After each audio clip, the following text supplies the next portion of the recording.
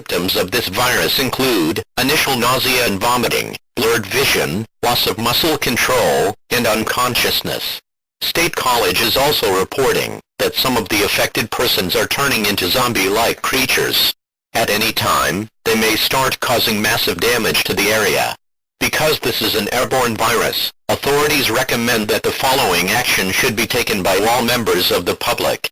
Stay indoors, if at all possible. Turn off all heating and air conditioning systems. Wear breathing masks to prevent catching the virus. Have enough food and water supplies for sheltering for 1 to 2 weeks. Stay safe in this situation.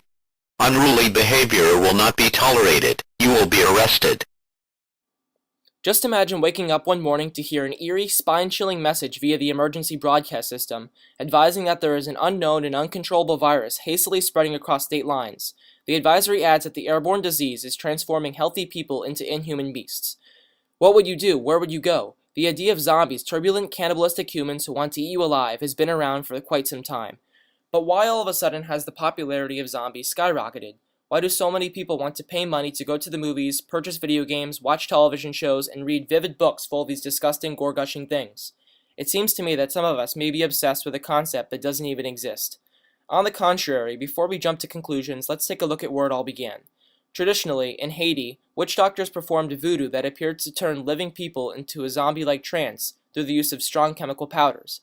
These powders were either extracted from a neurotoxin found in the flesh of the pufferfish, or from certain flowers located in Haiti's densely lush forests. Once the chemical is injected into the bloodstream, the subject begins to lose consciousness, experience paralysis of the muscles in the diaphragm, or can even die.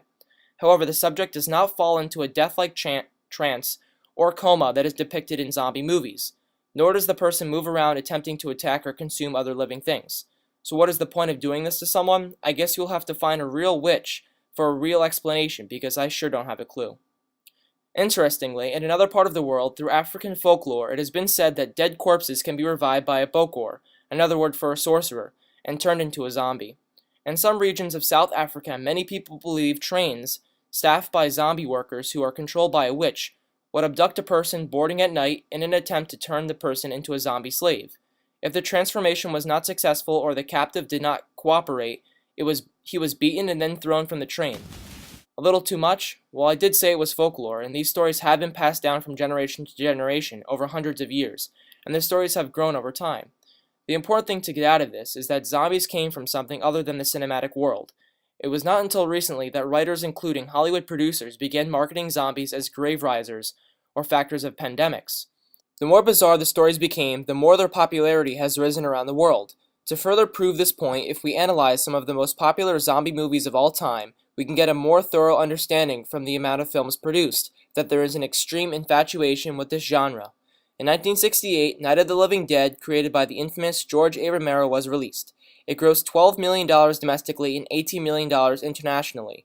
This movie was made on a small $114,000 budget. Isn't that impressive?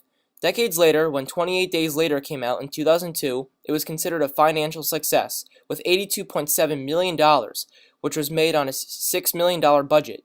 In 2004, despite being released in a limited amount of theaters across the United States, Shaun of the Dead grossed about $3.4 million domestically. Shortly thereafter, Will Smith starred in the 2007 sci-fi action film titled I Am Legend, and the movie ended up being the 7th highest-grossing film of the year. On top of these movies, and one of my personal favorite zombie movies, Zombieland came out in 2009 and had a rather positive outcome as the top-grossing zombie film to date in the United States. As we switch from the big silver screen to our living rooms, one of the highest-ranked and most successful television shows involving zombies is AMC's The Walking Dead. This television series was derived from the comic books and has been a hit all across America. The theme of The Walking Dead does not involve zombies being created by voodoo or rising up out of the graves like in George Romero's movies. Instead, all of the characters have a virus, and they do not show any symptoms until they are killed one way or another. As you could see, there are a variety of ways that creators portray zombies, which is what I'm trying to get at here. Depending on the author, each story is going to be told differently. There is not only one type of zombie. Anyway, at this moment you probably have a good understanding regarding the historical explanation of zombies, but I can only imagine what you're thinking of me. Yes, I do have a strange obsession with these creatures. The rumors are true. I enjoy reading about survival strategies in the event of an apocalypse. What's the big deal? At least I'll be ready, right? Actually, I first started getting into zombies when I saw the motion picture Zombieland back when I was 12. The movie forced me to think about the what ifs in the world. What if a disease affected millions of people and you had to survive on your own? What if there was no government or police to protect you? These types of questions perpetually popped into my mind subsequent to watching that movie. It wasn't like I was scared or anything, I felt more intrigued and flummoxed. Regardless, my love for zombies didn't stop there.